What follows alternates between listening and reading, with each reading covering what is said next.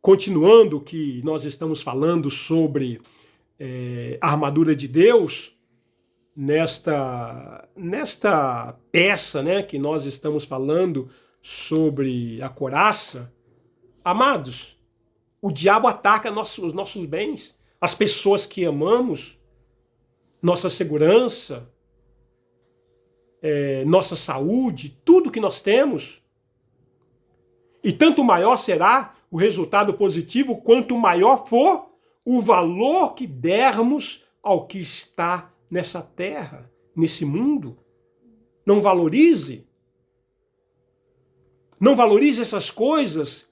Tenha apenas como dádiva de Deus na sua vida, mas não coloque seu coração nisso. A conclusão lógica qual é? Quanto menos valor dermos ao mundo e ao que nele está, menos poder do diabo o diabo tem sobre nós. A couraça, ela protege o nosso coração, a nossa alma, o nosso espírito. Protege do medo, da dúvida. Sem essa couraça da justiça, que é o sangue de Jesus que nos reveste, nós somos assaltados pelo medo, pelo pânico, pelo pavor. Quem não está trajando essa couraça não tem descanso, não tem paz, não está em comunhão com Deus.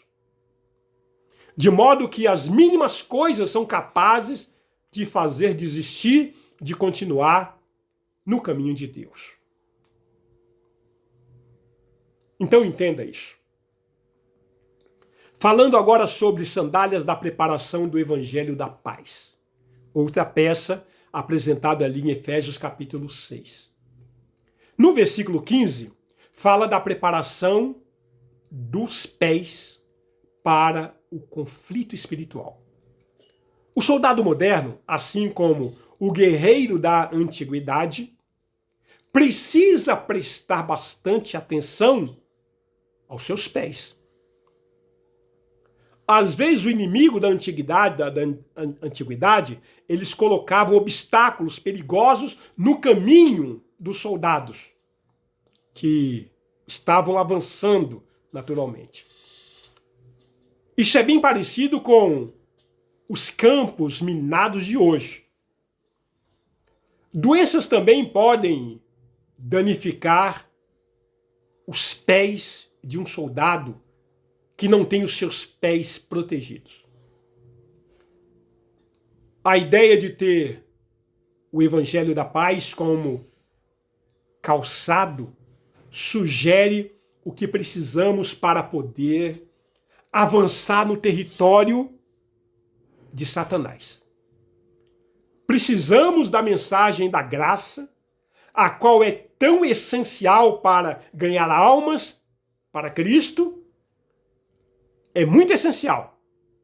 É extremamente essencial.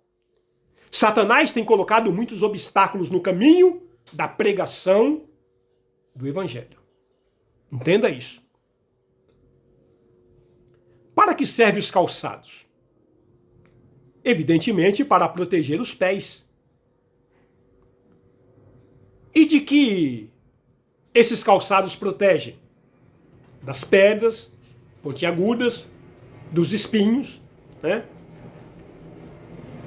Nos desertos existem pedras cortantes. Nas matas existem obstáculos, espinhos. Nas pedras, a planta do nosso pé é desgastada e assim sucessivamente. Antes de falarmos o que vem a ser essas pedras e esses espinhos, penso ser importante perguntar qual é a reação natural quando uma pessoa pisa em um espinho. Primeiro ela grita, depois algumas, xingam, evidentemente, aquelas que não caminham com Cristo, A dor desperta em nós um sentimento de raiva. E assim nós extravasamos a nossa raiva com o desejo de ferir, de machucar, de ofender, de insultar, de retribuir a dor que nós sentimos.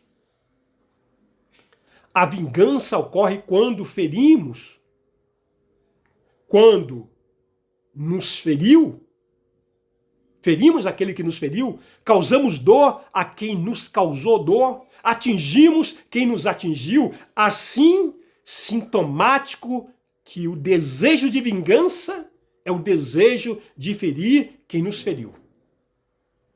Causar dor a quem nos causou.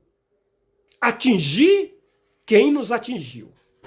Toda vez que xingamos, estamos expressando raiva, dor, ódio, frustração, desapontamento, decepção e coisas semelhantes a essas.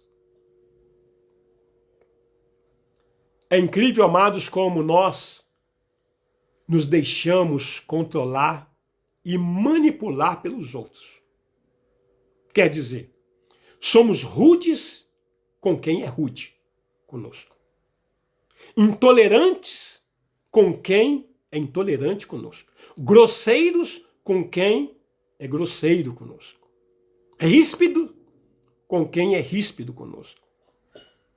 Ficamos magoados com a aspereza das pessoas e passamos a ser também ásperos. Quando nós tratamos as pessoas de forma como elas nos tratam, estamos dando a elas o poder, o controle sobre as nossas vidas, sobre o nosso comportamento. E essa é uma arma poderosíssima nas mãos do nosso inimigo. Entenda isso. Para nos tirar a paz, para que percamos a nossa comunhão com Deus, para colocar areia em nossa comunicação com Deus, para obstruir o nosso contato, a nossa ligação com o Espírito Santo de Deus. Basta que ele, o diabo, consiga nos deixar aborrecidos, chateados, irritados, desapontados, tristes, decepcionados, frustrados. O diabo tem suas estratégias. Quem tem os seus pés calçados com o evangelho da paz não se deixa abalar pelo comportamento alheio. Entenda isso.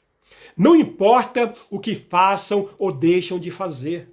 Não importa o que sejam ou deixam de ser. O Senhor deu, o Senhor tirou. Glorificado seja o nome do Senhor. Foi o que disse Jó. Diz Jó no capítulo 1, versículo 21, e disse: "No saí do ventre da minha mãe e no voltarei. O Senhor o deu e o Senhor o tomou. Bendito seja o nome do Senhor." Outra peça que a armadura nos apresenta é o escudo da fé. Amados, conforme já dissemos anteriormente, a diferença entre as funções do escudo da fé e da couraça da justiça são pequenas.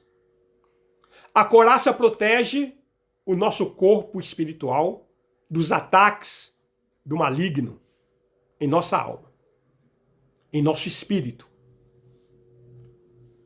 Com a couraça, deixamos de ter medo, dúvida, pânico. A couraça da justiça é estática. Fica parada em nosso corpo, ou estamos dentro ou estamos fora. Couraça, sangue de Jesus, justiça de Deus, Jesus Cristo em nós. Querido, já te ocorreu alguma vez a possibilidade de você estar errado? Isto é, a pessoa de quem esteja discordando está certa? Já ocorreu isso? Na Bíblia temos o caso de Saul e Davi. Saul estava errado, mas perseguiu a Davi, que já era ungido de Deus. Jeremias foi afrontado pelo profeta Ananias. Jeremias capítulo 28, versículos 10 ao 17. Então o profeta Ananias tomou os canzes do pescoço de Jeremias, o profeta, e os quebrou, e falou na presença de todo o povo: assim diz o Senhor, deste modo, dentro em 2 anos, quebrarei o jugo de Nabucodonosor, rei da Babilônia, de sobre o pescoço de todas as nações. E Jeremias, o profeta, se foi, tomando o seu caminho. Mas depois que Ananias, o profeta, quebrou os canzes de sobre o pescoço do profeta Jeremias, veio a este a palavra do Senhor dizendo: vai, fala a Ananias, dizendo: assim diz o Senhor, canzes de madeira quebraste, mas em vez deles farei canzes de ferro, porque assim diz o Senhor dos exércitos, o Deus de Israel: jugo de ferro pus sobre o pescoço de todas essas nações para servirem a Nabucodonosor, rei da Babilônia, e o servirão. Também lhes dei os animais do campo. Disse Jeremias, o profeta, ao profeta Ananias: ouve agora, Ananias, o Senhor não te enviou, mas tu fizeste que este povo confiasse em mentiras. Pelo que assim diz o Senhor: eis que te lançarei de sobre a face da terra, morrerás este ano, porque pregaste rebeldia contra o Senhor. Morreu, pois, o profeta Ananias, no mesmo ano, no 7º mês. E o caso mais grave, Saulo de Tarso perseguiu a igreja de Cristo, convicto de que estava certo, que os cristãos eram embusteiros, charlatões, enganadores, corruptos, e que por isso mesmo precisavam ser extintos, exterminados. Olha.